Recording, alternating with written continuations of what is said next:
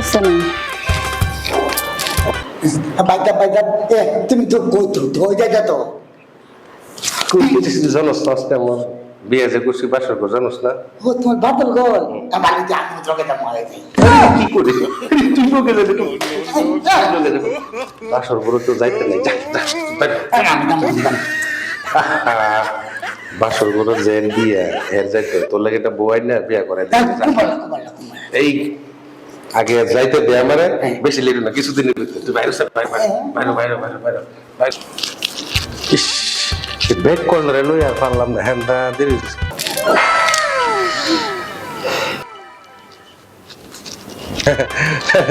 আরে শুনো হয়েছে কি আরে আমার যে একটা আদুর ভাই আছে ব্যাক কল বুঝছো বড় ভাই বন্ধুর মতো কিন্তু হে আছে না কি কো জানো হে নাকি আমার সাথে বাসর ঘরে ঢুকবো এমন ব্যাক কল আছে নাকি দুনিয়ার মধ্যে একটু লেট হয়ে গেছে রাগ করো না তো আচ্ছা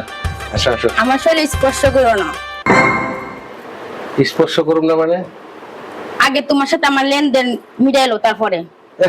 তোমার সাথে আমার কি লেনদেন মজা করতেছো আসো মজা করার কি আছে? লেনদেন তোমার বাবা আমার সাথে বিয়ে দিছে, 1 লক্ষ টাকা যৌতুক আনছে, তো আমার সাথে তোমার লেনদেন আছে, এটা মিটাই নাও। আমার বাবা 1 লক্ষ টাকা যৌতুক আনছে এটা তোমার বাবাই দিছে তাহলে এটা লেনদেন কিসে তুমি কি 1 লক্ষ টাকা দিয়ে দিতাম 1 লক্ষ টাকা 5 লক্ষ টাকা কাবির নামা তুমি দিছে, আগে 1.5 টাকা দিয়ে তারপর আমার শরীরে ধরবা তুমি। ওরে পাগল এগুলা কি কেউ দেয় নাকি দেয় না মানে 1 লক্ষ টাকা দিতে আমার বাবা কতটুকু কষ্ট করছে তুমি জানো? জায়গা জমিন গরু ছিল, জায়গা জমিন ছিল, সবকিছু বিক্রি কইরা তোমার এই 1 লক্ষ টাকা দিছে, আবার মেহমান নিয়ে গেছো তাদেরকে খাওয়াইছে, এগুলা কি টাকা লাগছে না? আমার 1.5 টাকা তুমি দিয়ে তারপর আমার শরীর স্পর্শ করে না পারে, তাহলে তুমি যাও এখান থেকে উঠে। আসলে ওইরকম ভাবে তো আমরা পুরুষরা কখনো ভাবি নাই কখনো চিন্তাও করি নাই কিন্তু আমাদের তো যে আরো বিয়ে শাদী করছে ওইরকম টাকা পয়সা দিতে হচ্ছে সেটা আমার জানা ছিল না আগে দিছে না, এখন দিতে হইব, কারণ তোমার বাবা 1 লক্ষ টাকা যদি আনতে পারছে তাহলে আমার 1.5 টাকা দিয়ে তারপরে তুমি আমার সঙ্গে আসবা, এর আগে আসবে না। আসলে কি জানো আমরা পুরুষরা কখনোই মেয়েদের বিষয়টা ভাববা দেখি না সবসময় আমরা পুরুষের সাইডটাই সবাই ভাবি কিন্তু তোমাদের যে 1.5 টাকাটা এটাতে তোমাদের হক আর তোমাদেরকে আগেই দিতে হয় এটা আমরা পুরুষরা কখনোই চিন্তা করি নাই হ্যাঁ আজকে তুমি আমার চোখ খুলে দিছ যেটা বলছো সেটা আমি বুঝতে পারছি